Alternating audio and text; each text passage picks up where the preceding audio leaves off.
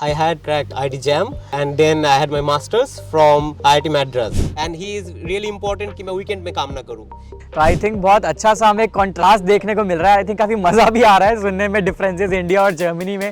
But अभी एक बहुत इंपॉर्टेंट जो फैक्टर है जो मैं अभी उस पर बात करना चाहता हूँ और वो ये है कि What after PhD? PhD के बाद क्या? 16,000 rupees for first 3 years. Hello everyone, welcome to my YouTube channel once again. This is Ishant Rathore and today we are in Dresden, Germany. आज की वीडियो गाइस बहुत ही स्पेशल होने वाली है और आज की वीडियो स्पेसिफिकली उन सभी लोगों के लिए है जो जर्मनी में PhD करना चाहते हैं या फिर पोस्ट डॉक करना चाहते हैं. और उसके लिए आज हमारे पास स्पेशल गेस्ट है हमारे साथ स्वागतो, जो यहीं से ही अभी यहाँ पे पोस्ट डॉक कर रहे हैं जर्मनी से, ड्रेसडन से ही. और हमारे स्टूडेंट भी हैं जर्मन आचार्य पे, तो ये हमारे लिए ऑफकोर्स एक प्राउड बात आती है. इन्होंने रिसेंटली A1 एग्जाम भी क्लियर कर लिया है टेल का. तो मैं आपको बताना चाहता हूं कि जो स्वागतो हैं वो Leibniz institute of polymer research में पोस्ट डॉक कर रहे हैं और आज हम बहुत सारी डिटेल इन्फॉर्मेशन जानने वाले हैं कि पीएचडी के लिए आपको क्या करना होगा, स्टेप बाय स्टेप अप्रोच क्या है, आपको फाइनेंस मतलब आप अर्न कितना कर पाते हैं अगर आप यहाँ से पीएचडी करते हैं, वर्क लाइफ बैलेंस क्या रहता है और आप अप्लाई कैसे करेंगे, आप प्रोफेसर्स को अप्रोच कैसे करें, करेक्ट वे क्या है प्रोफेसर्स को अप्रोच करने का. तो जैसे कि हमने आपको बताया कि जो स्वागतो हैं वो ड्रेसडन से ही पोस्ट डॉक कर रहे हैं, जो कि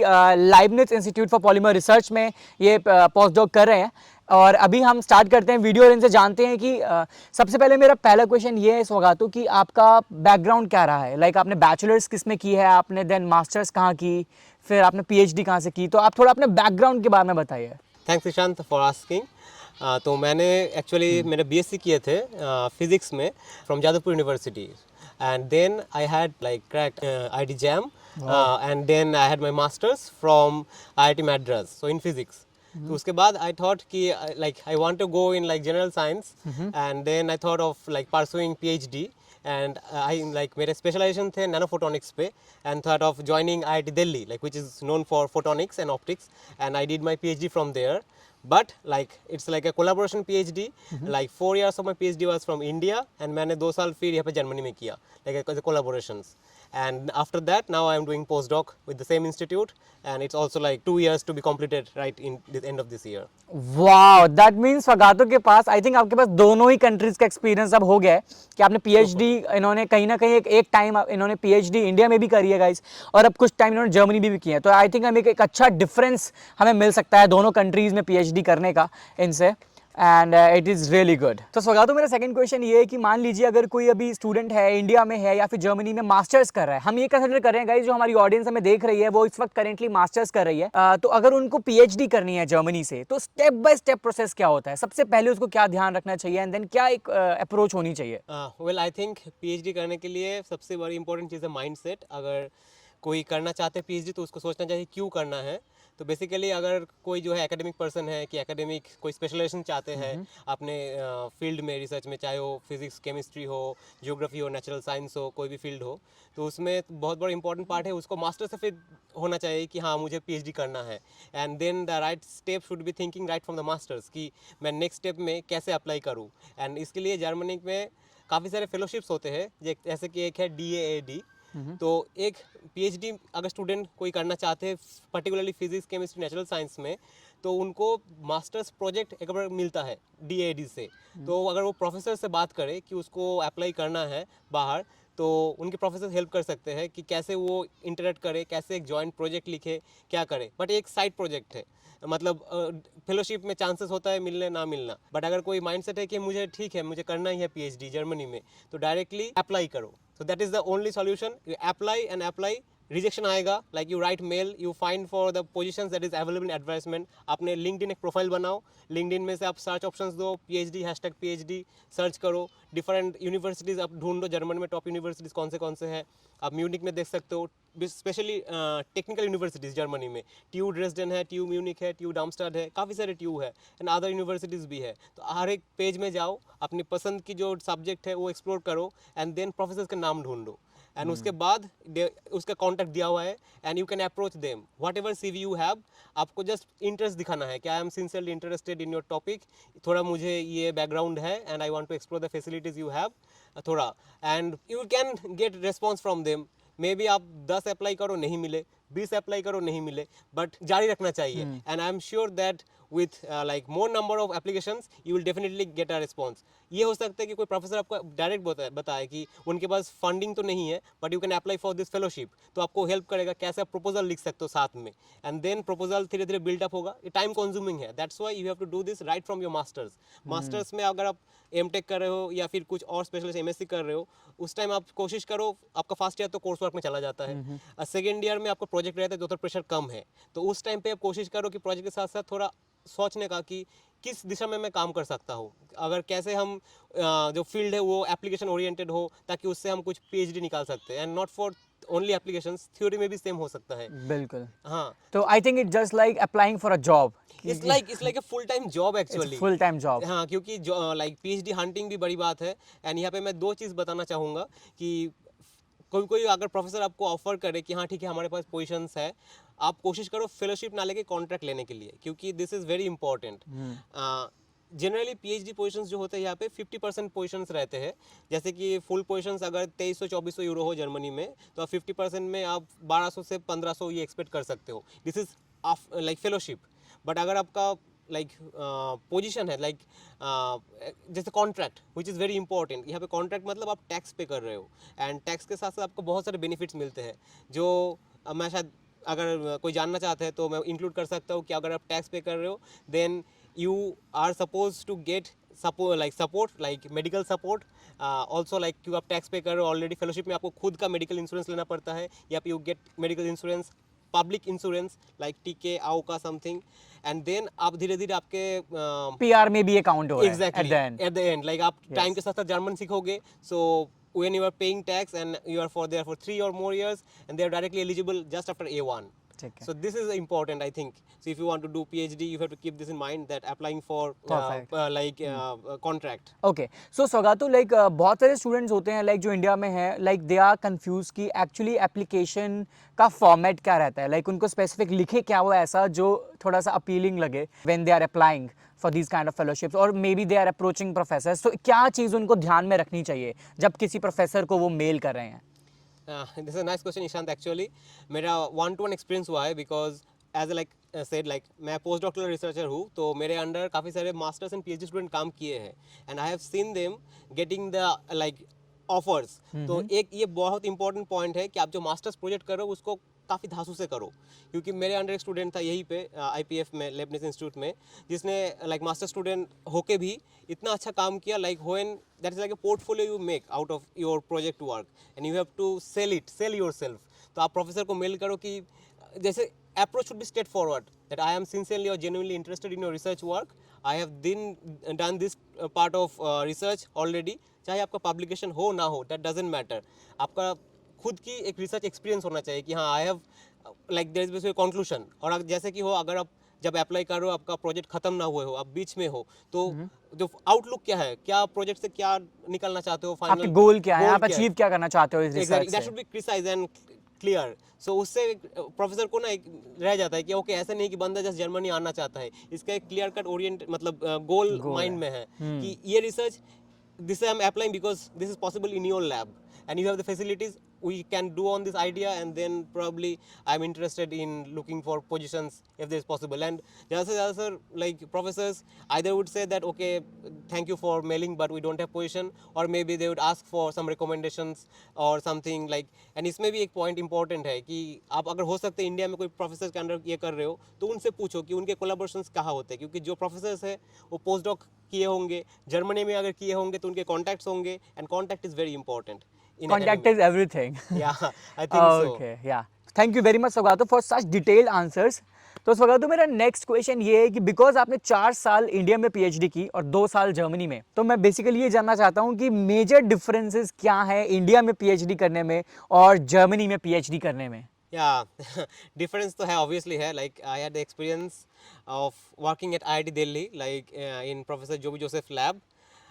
मेरा लैब एक्सपीरियंस बहुत अच्छा गया था. आई शुड नॉट जनरलाइज, क्योंकि इंडिया में काफ़ी तरह एक चीज़ मैंने देखा है कि पीएचडी स्टूडेंट्स फ्रस्ट्रेटेड रहते हैं, एंड ये लाइक ऐसा नहीं कोई भी इंस्टीट्यूट में है, फैसिलिटीज़ की प्रॉब्लम होते हैं, लाइन लगते हैं, कोई आप सैम्पल एनालिसिस करना चाहते हो, एसीएम करना चाहते हो, कैरेक्टरेशन करना चाहते हो, लंबे लाइन, सैम्पल ऑर्डर करना चाहते हो 6 मंथ, बाहर से कोई प्रोडक्ट लाना चाहते हो थॉर लैब से या फिर कहीं से, you have to wait in the long Q.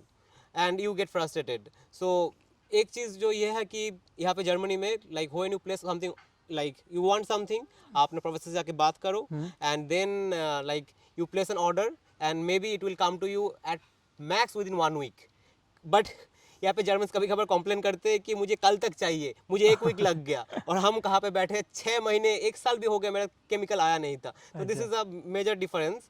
Apart from that working hours, this is a important point I should like to say. India में ऐसे कोई फिक्स्ड वर्किंग आवर है नहीं. आप पीएचडी कर रहे हो, like you have to work maybe 18 hours. That's मेरा एक्सपीरियंस था like maybe 4th year में, क्योंकि लैब में काफ़ी सारे बच्चे हैं जो काम कर रहे हैं, सबको एक मशीन एक है, तो आपको टाइम स्लॉट डिवाइड करना चाहिए कि आप मैं दिन में नहीं कर सकता एक्सपेरिमेंट, रात में शांति होगा, मैं रात में एक्सपेरिमेंट करूँगा. मेरा खुद का एक्सपीरियंस था कि 2019 में एक साल मैं लाइक रात को 2 बजे भी लैब में जाके मशीन चला रहा हूँ. ये मेरा कॉमन नहीं है. Like most of the students like IISc Bangalore और कहीं पे भी लोग रात भर काम करते हैं. लाइक हम becomes nocturnal animals, owl, night owls जैसे. नाइट आउल्स मतलब कोई ऐसा स्पेसिफिक वर्क लाइफ बैलेंस इतना नहीं ये था. थोड़ा मुश्किल है क्योंकि आप एक कॉम्पिटिटिव एक अब लोग कर रहे हैं या फिर आपको टाइम स्लॉट निकालना है and there are internal competitions. ऐसे कुछ प्रोजेक्ट्स गोल फिक्स होते होते भी नहीं हो रहा है. So it's more like bit pressure system. जो डिफरेंस यहाँ पे मैंने फेस किया, आई शुड लाइक टू से, लाइक 2 years मैंने IPF में टोबियस कोनिस के अंदर किया. ही इज़ माई को सुपरवाइजर ऑफ PhD थीसिस. तो मेरे साथ टोबी का बॉन्डिंग जैसे like we are like friends. एक मैं बोलना चाहता हूँ, मैं आगे पहले टोबियस को टोबियस सर बोलता था. अच्छा. Tobias sir. फिर उसने बोला सर क्यों? मैंने बोला मैं तो जो भी सर को सर ही बोलता हूँ इसलिए. बोले उनको कोई लाइक टाइटल मिला है क्या, जैसे नाइट उपाधि होता है, सर उपाधि होता है. ऐसे मतलब ये है ही नहीं यहाँ पे. लाइक बाद में मैंने जो भी सर को कभी मेल में प्रोफेसर जो भी बोलता हूँ, टोबियस को तो टोबियस चलता है. This is like common here. Like you would not say sir. ये बॉन्डिंग है ही नहीं. We are all colleagues, we are working on a same project. Problem होता है तो हम जाते हैं, हम इंटरेक्शन करते हैं. इंडिया में प्रोफेसर लोग बहुत बिजी रहते हैं, यहाँ पे भी. बट आई वॉज लकी कि मेरा ग्रुप लीडर जो टोबियस है, like we can set a meeting quite soon. Like आज चाहिए तो कल चाहिए तो आज मैं जाके बोलता हूँ टोबी हम एक मीटिंग चाहिए. And he is really important कि मैं वीकेंड में काम ना करूँ, कि this is very important. Work life balance है. मतलब अपना टाइम एक मी टाइम आपको हमेशा यहाँ पे रहता है, जब आपके पास लाइक अगर आप मतलब आपको अपने लिए भी टाइम बहुत ज़रूरी है, और यहाँ पे इस चीज़ को प्रमोट किया जाता है that you should have time for yourself, relaxation के लिए एंड फ्रेशन अप के लिए. यस. लाइक जैसे कि इंडिया में आई एम नॉट श्योर कि वीकेंड ऐसी चीज़ कोई है. लाइक PhD स्टूडेंट हर दिन PhD स्टूडेंट रहता है. And like maybe Saturday Sunday you would go there in the lab and you have to work hard because that is the free time you get. यहाँ पे strictly allowed, you can not work except from the like apart from the working hours. आपका access चला जाता है यहाँ पे. Weekend access आपका नहीं रहता है जनरली. लैब में आप सिर्फ फिक्स्ड लाइक जो कॉन्ट्रैक्ट है, अगर आपका 50% पोजीशन है तो you will work for 20 hours. अगर आपका 75% है तो you will work for 28 hours. जैसे मेरा फुल पोजीशन है, I can work for 40 hours only. And specifically like suppose for holidays, मेरा गाइड टोबिस ने बताया था you shouldn't be carrying your laptop with you. So this is important, like because holiday is meant for holiday. Like no emails, no nothing. No work. No work. Even यहाँ पे भी जब Tobias या फिर कोई भी जो प्रोफेसर जाते हैं छुट्टी में, वो लोग एक मेल डाल के जाते हैं जो for contact, I am out for leave or something like that. So important, like having a personal life, personal space. Like this is research is a part of work. This is not your life. Your life is something separate. Same goes for job, like here. So this is very important, I think. यहाँ पे जो एक scene है and ये लोग आएंगे तो पता चल ही जाएगा. बिल्कुल. तो आई थिंक बहुत अच्छा सा हमें कॉन्ट्रास्ट देखने को मिल रहा है. आई थिंक काफ़ी मज़ा भी आ रहा है सुनने में डिफरेंसेस इंडिया और जर्मनी में PhD करने के. मेरा नेक्स्ट बहुत इंपॉर्टेंट क्वेश्चन भी आई थिंक बहुत सारे लोग भी ये जानना चाहते हैं, पे स्केल में क्या डिफरेंस रहता है अगर आप इंडिया में PhD करते हैं और आप जब जर्मनी में करते हैं. आपके पास दोनों का ही एक्सपीरियंस है, तो थोड़ा सा आप उसके बारे में बताइए. अच्छा, हाँ. देखो, इंडिया में PhD करने के लिए बहुत इंपॉर्टेंट है फेलोशिप. अगर आप चाहते हो जनरली नेचुरल साइंस के लिए CSR होते हैं, गेट होते हैं, इंस्पायर, DST होते हैं. इन सब में एक फिक्स रेंज होते हैं PhD के. मेरे पहले सीनियर्स जो स्टार्टिंग करते थे उनका एक स्केल था 16,000 rupees for first 3 years and then वो चेंज होके ऐसे हो गया मेरे टाइम पे. Like we would like to get 25,000 for first 3 years and that's called junior research fellowship, JRF. And फिर आप SRF बन जाते हो और लाइक 5 years ऑफ प्रोग्राम होते हैं, तो नेक्स्ट 2 years के लिए आपको SRF में 28,000 मिलते हैं. Like 25 and 28. So this is something like you would not से यू आर सेविंग समथिंग. आप बाहर में रह रहे हो, आप थोड़ा अपने ये खर्चा करते हो, ठीक चल जाता है, that's okay. But apart from that अगर आप लाइक और भी कोई प्राइवेट में करते हो, like it is for like government schemes. अगर आप प्राइवेट फंडिंग करते हो इसमें कभी कभार पीएचडी में 35 तक मिल जाता था। अब मैंने ठीक है, देखा जैसे कि 35,000 हाँ, शिवनाथ यूनिवर्सिटी है जहाँ पे 35,000 मिल रहे थे, बट है। अभी चेंज हुआ है। मैं रिसेंट देख रहा था, अभी like now they have been so many petitions, so many protest that we are also workers in India. अभी जो सीन है, I think it's 35 for the starting and 42 for the next 2 phase. And ये शायद like काफी हड़ताल करने के बाद ये गवर्नमेंट ने एमएचआरडी तब जाके उनको ये माने हैं। ओके। और यहाँ पे लाइक बाहर जर्मनी में it's like a contract, you are working. अगर आप कॉन्ट्रैक्ट में वर्क कर रहे हो तो जो कॉन्ट्रैक्ट है, अगर फुल पोजीशन है, अब TVL 13 एक है जहाँ पे स्केल होते हैं एकेडमिक पोजीशंस के, उसमें आपका फुल पोजीशंस है तो it's you get around like 2650। Like this is after the tax deduction you get in on and like it's a fix. आपका अगर पोजीशंस इसके ऊपर डिपेंड करके होगा, 70 पोजीशन है तो आप 2000 ऐसे हाथ में मिलेगा। It's like for the PhD। But अगर फेलोशिप में जाते हो, जैसे कि डिफरेंट टाइप की फेलोशिप्स होते हैं like DAAD, German exchange, academic exchange, उसमें पैसा थोड़ा कम है। Like it's like 1500, but there is a separate scenario कि आपके वहाँ पे एडवांटेज है, एक नेटवर्क बन जाता है DAD स्कॉलर्स के, तो एक रेपुटेशन आपको बिल्ड करते हैं। तो आप देखना होगा कि पैसा या फिर आपको फेलोशिप लिख के उसका एक अलग, जैसे मैं पोस्ट डॉक के लिए बोल सकता हूँ, जैसे हुम्बोल्ट फेलोशिप है, लोग जर्मनी में आते हैं पोस्ट डॉक करने के लिए, वहाँ पे PhD खत्म करके। ये इंपॉर्टेंट है कि आप जब पोस्ट डॉक के लिए अप्लाई कर रहे हो तो आप जर्मनी में होकर अप्लाई कर नहीं सकते। You have to apply from outside Germany और within first 6 months of your staying in Germany, उसके बाद आप अप्लाई कर नहीं सकते। एक स्ट्रिक्ट रूल है पोस्ट डॉक के लिए हुम्बोल्ट फेलोशिप में। तो इसमें भी आपको अच्छा खासा ऐसे 2670 मिल जाते हैं, but you will not NATO या टोटली दैट्स अ फेलोशिप। सो आपको टैक्स देना नहीं पड़ता, बट आपको आपका खुद का प्राइवेट इंश्योरेंस होना चाहिए, जो कि आप अगर टैक्स पे करके आप देते हो तो उसमें ये सीन नहीं है। ये और like insurance would be paid from the institute from part of from your salary. तो एक बार सौगातो तो क्लियर, हम एक इजी वर्ड्स में हम कैसे डिफरेंशिएट कर सकते हैं फेलोशिप में और कॉन्ट्रैक्ट में, मतलब क्या बेसिक डिफरेंस क्या आप कहेंगे, क्या है? बेसिक डिफरेंस ऐसे ही है, लाइक अलग अलग merit. Like if you are in a fellowship और इन जनरल स्कीम तो आप एक एसोसिएशन का पार्ट हो, like maybe Humboldtians, like Humboldt association. So you get your network, आप काफ़ी सारे कॉन्फ्रेंस अटेंड कर सकते हो, उसमें फ्री इंक्लूडेड रहते हैं, but you are not eligible for applying for PR. This is the important point. Okay. Because you are in fellowship, you are not paying tax, and unless and until you pay tax, you cannot apply, even if you have language courses. अब fellowship में कभी कभार जैसे DAD में आपको language भी देते हैं, but for I think one month. ऐसे हुम्बोल्ट में भी देते हैं, but I think that's not sufficient. I think आपको एक इंटेंसिव लैंग्वेज कोर्स लेना चाहिए एंड आपको कॉन्ट्रैक्ट होना चाहिए, दैट आप जल्द से जल्द आपके PhD के खत्म होते होते ही आप अप्लाई कर सकते हो। ओके, आई थिंक गाइस अभी तक आपको बहुत क्लैरिटी मिल चुकी होगी कि PhD कैसे करेंगे जर्मनी में या कैसे करते हैं, प्रोसेस क्या होता है। आई थिंक हमने बहुत डिटेल अभी तक बात की है, बट अभी एक बहुत इंपॉर्टेंट जो फैक्टर है जो मैं अभी उस पर बात करना चाहता हूँ, और वो ये है कि व्हाट आफ्टर PhD के बाद क्या, PhD के बाद अपॉर्चुनिटीज़ क्या हैं, क्या उनको जॉब अपॉर्चुनिटीज़ अच्छी मिलती हैं, थोड़ा पे स्केल में भी उनको एक अच्छा एक प्रमोशन होता है क्या, मतलब what after PhD, what a man can expect after PhD in Germany? या that's a very important question, क्योंकि लाइक लोग जो PhD करना चाहते हैं उनके माइंडसेट एक होते हैं, like to explore more on a single research topic. तो एक पॉइंट तो है कि आपने मास्टर्स में काफ़ी से सब्जेक्ट पढ़े होंगे, जब आप PhD करते हो तो एक स्पेसिफाइड आप एक क्वालिटी डेवलप करते हो, but PhD is actually beyond that. Like आपको बहुत सारे स्किल्स एक साथ में आते हैं, लाइक कोई project management, multitasking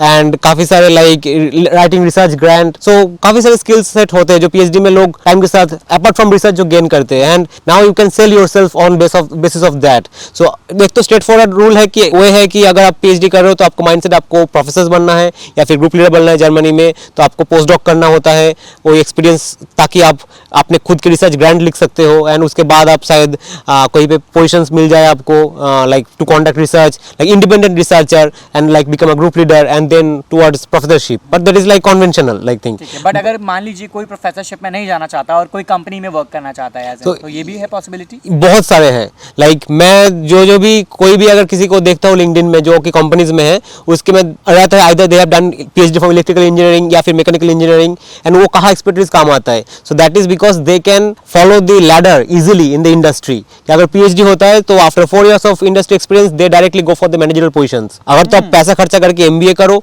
and you gain experience, या फिर executive MBA भी कर सकते हो and then go for from directly BTech background MBA and to industry. But if you have PhD, you are considered like technical skills तो है ही, but आपका managerial skills भी develop कर जाते हैं. And not only in like straight for industry, you can be in like apart from electrical and other things, like अगर किसी का physics में है PhD, अगर theoretical physics है तो they can even go for different type of like AI based programs, like developing AI based like deep learning, machine learning and data science, data analysis. ये एक बहुत बड़ी booming एक इंडस्ट्री है जहाँ पे आप PhD के बाद आपकी जो एक्सपीरियंस आप गेन किए हो कोडिंग करके या फिर आपके थियोरेटिकल एनालिसिस, डाटा एनालिसिस करके उसको आप सेल कर सकते हो एंड देन आप you can also go for those positions.